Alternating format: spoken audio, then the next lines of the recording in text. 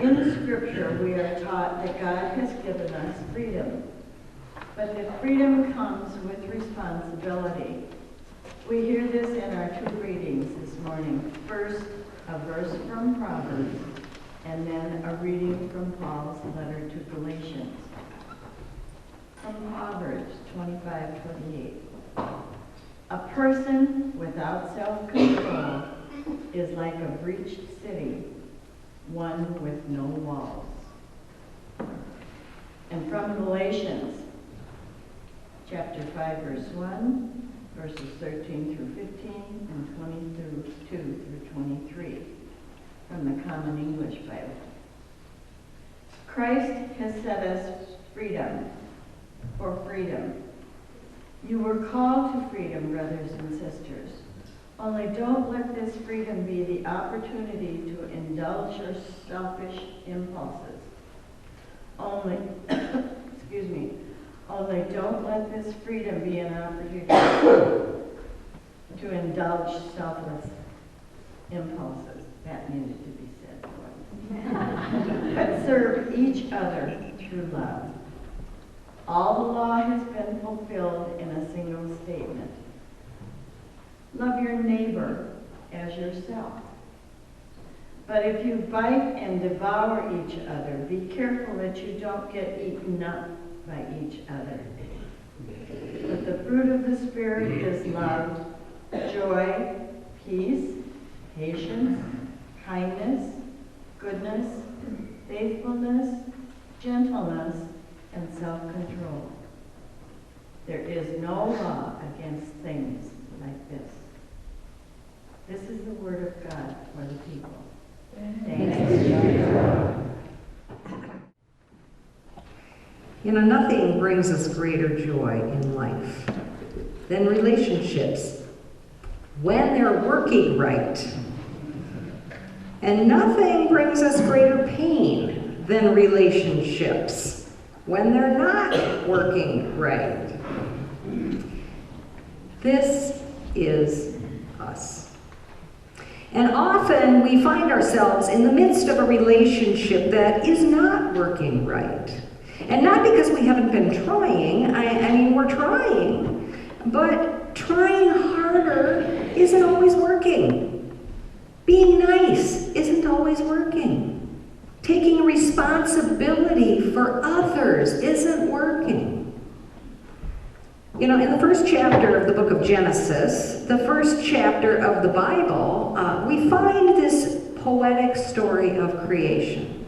And when God creates human life, God also provides the marching orders, saying, "Be fruitful and multiply, fill the earth and master it. Take charge of the fish in the sea and the birds of the sky and everything crawling on the ground."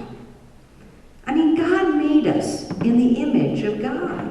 God created us to take responsibility for certain things. But God did not tell us to take responsibility of everything. And you know, it takes wisdom to know what you should control and what you should not control.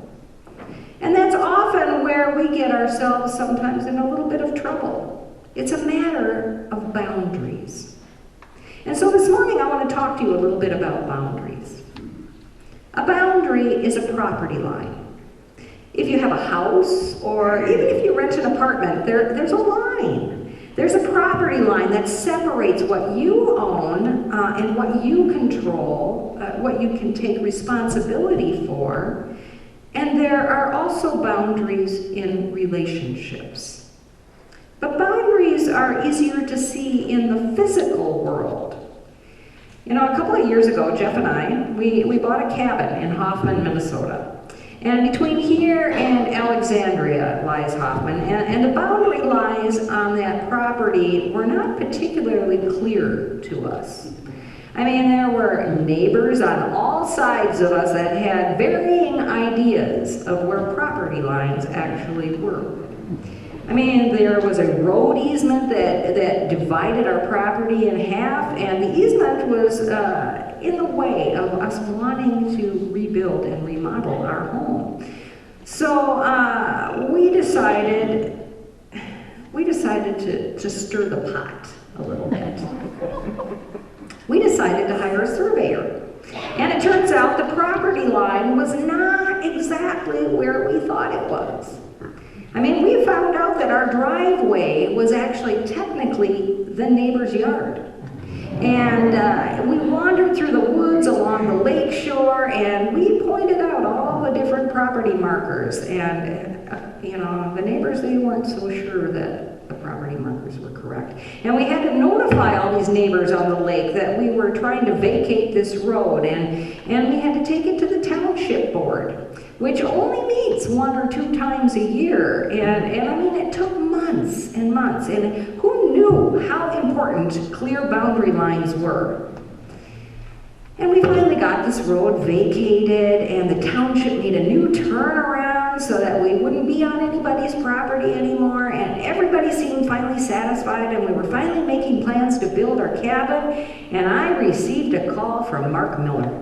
And he said, "I have a new appointment for you." So now we're selling. Good thing we figured out all those boundary lines ahead of time. And it turns out that there are similarities when it comes to relationships. I mean, if you and I are in a relationship, there's me and there's you, and there's a separation between us. You see, I can control what's on my property, and I can control me. I can't step over that line and try to control you. And it, you know, I mean, we try though, don't we? You really should dye your hair. Or you really should lose some weight. Or you really should think about these things the way that I think about them. I mean, your life would be a whole lot better if you were more like me. And you know what? We get into trouble because we just stepped over that line into somebody else's property. And Jesus actually had a word for this. You know what that word was? Trespasses.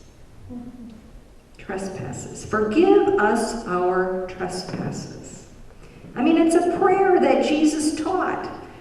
Don't we typically pray that prayer each week? Or at least we try to? I mean, maybe we say it so often, folks, that we might not even think about it anymore. Forgive us our trespasses. Well, Jesus knew that we would have this tendency. It's our human condition. Our tendency to step over the line and try to control things that are not ours to control. I mean, we even try to control God.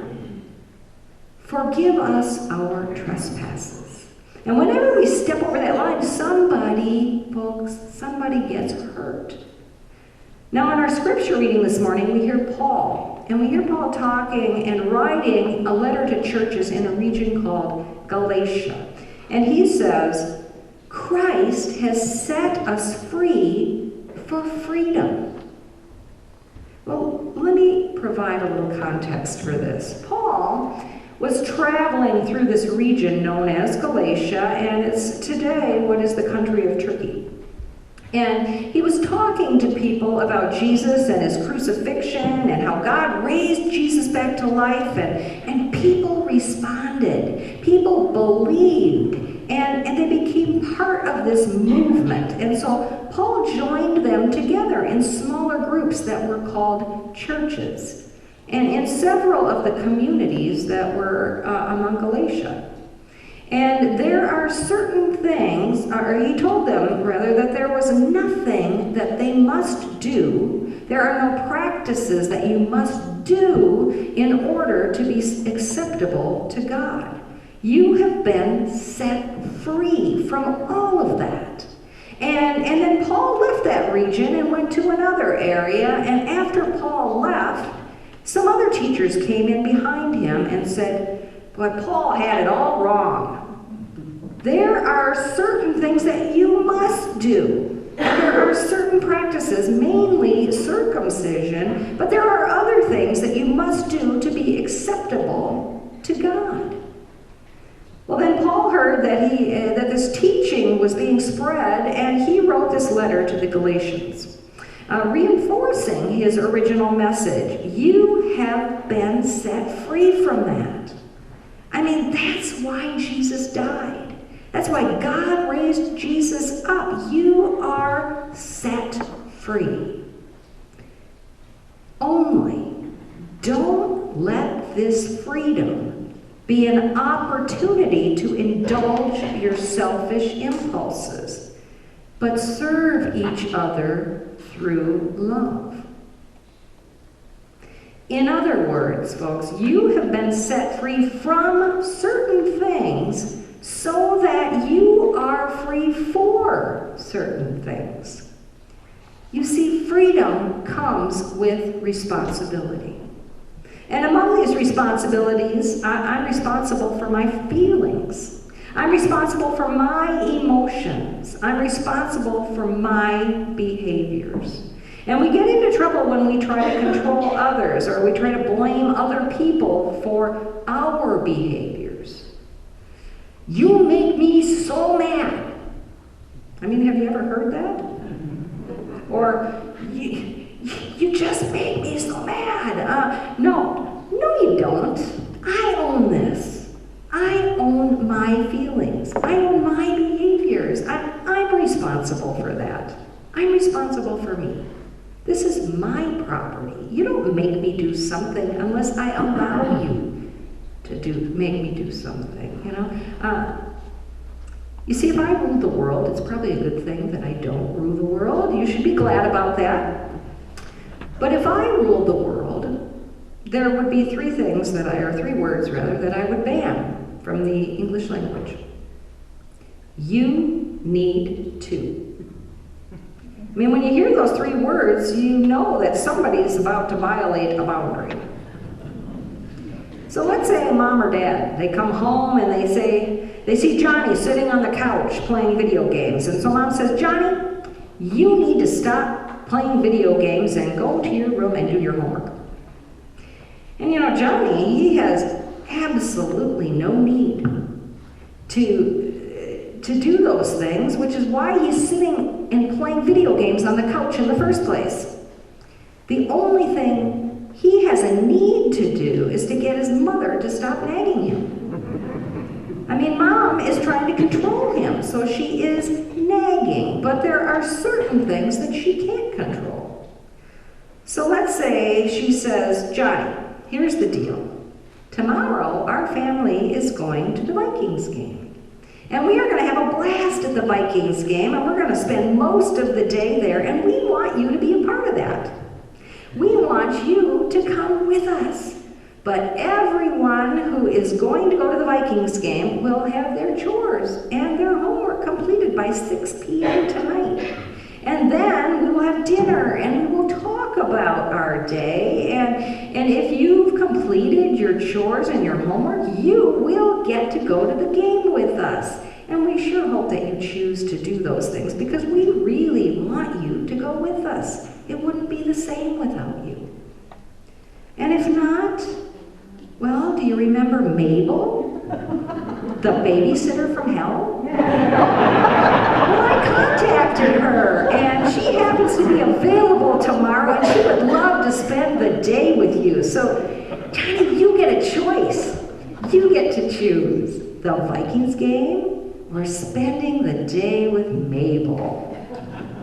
And then Mom leaves the room. And then all of a sudden, Johnny has a thought he's never had before. I need to do my homework.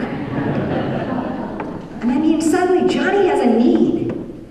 And it was a boundary and a freedom that caused Johnny to take responsibility, to take charge and to take control over his own life. And Mom learned, too, what it is that she can control.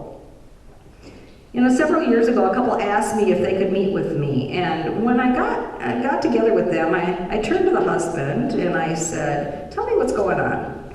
And he said, well, she's always so mad. She's always so controlling. And so I turned to her and I said, why do you think you're always so mad, so controlling? She says, well, because he's so irresponsible.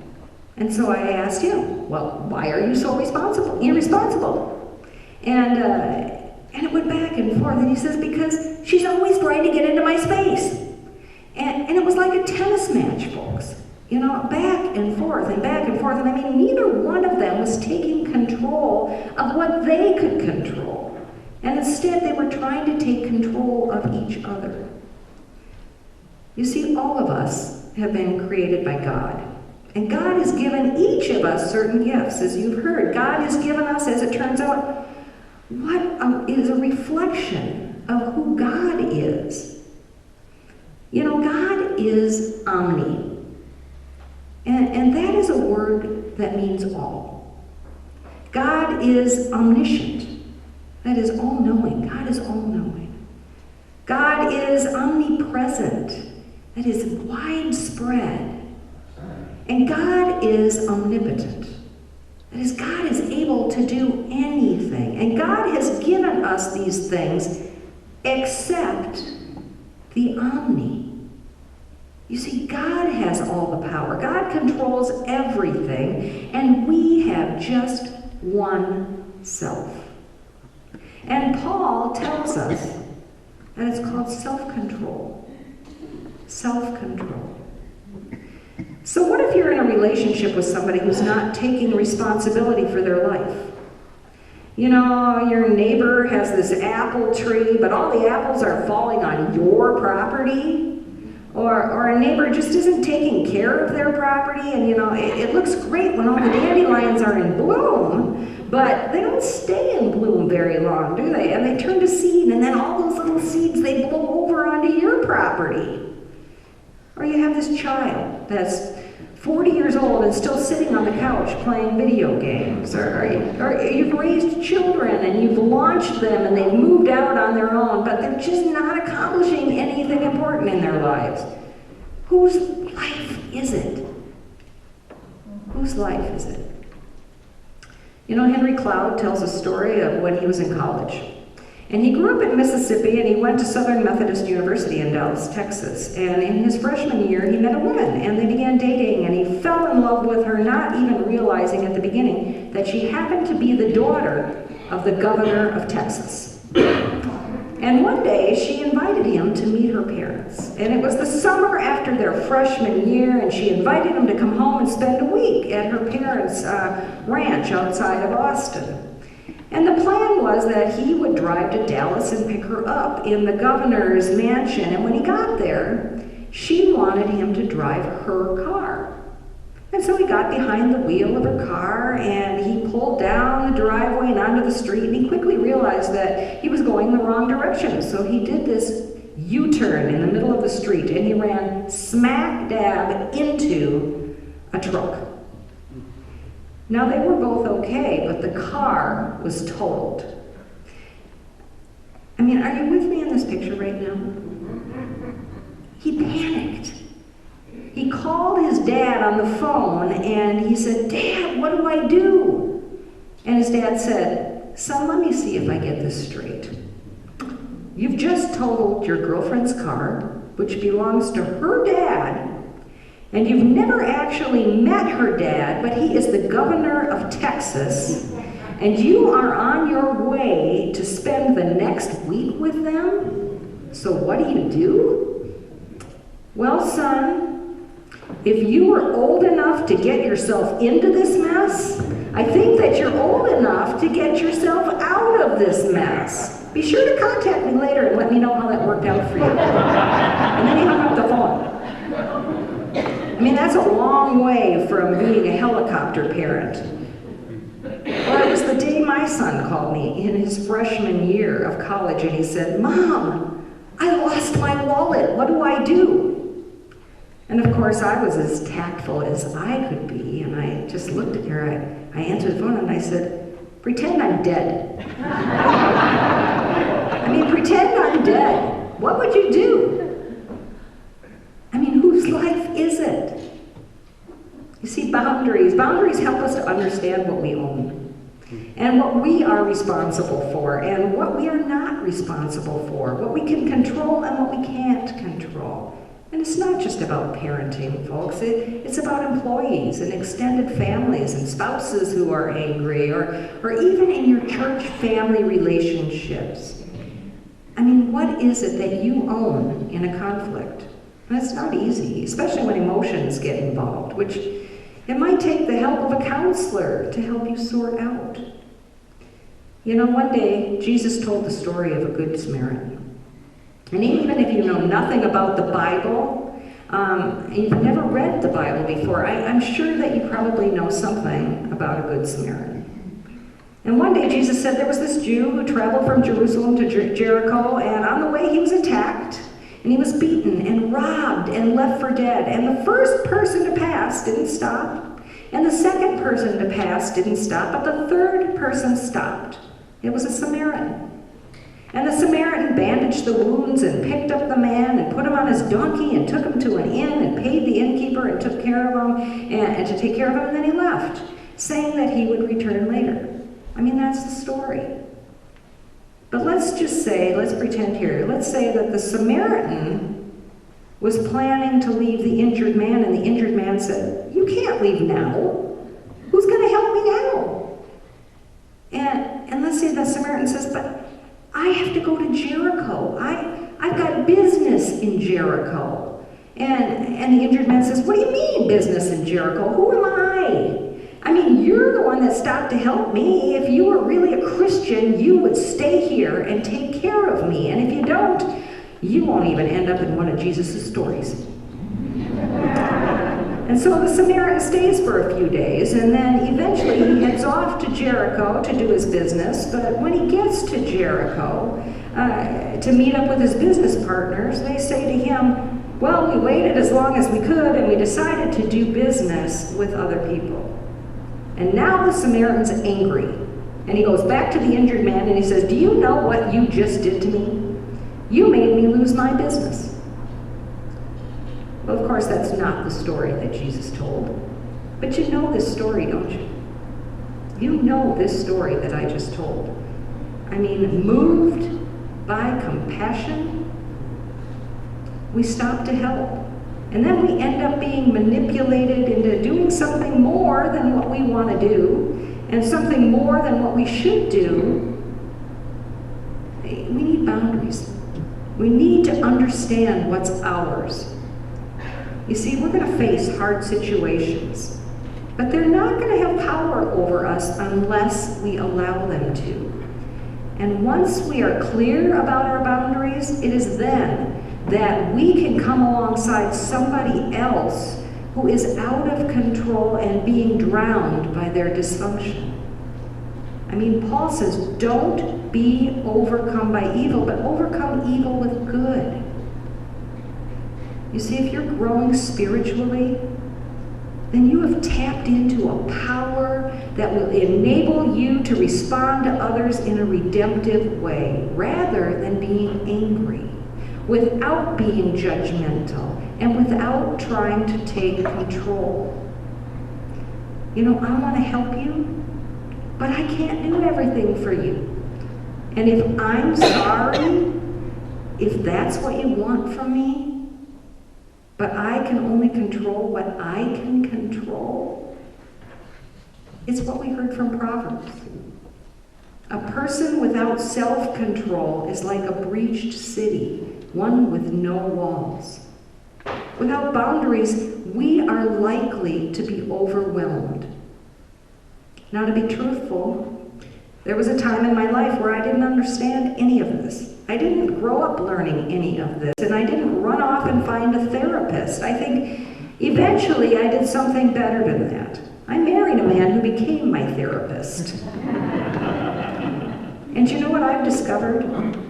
It's at the heart of every disappointment, and it has been my desire to control something that is not mine to control.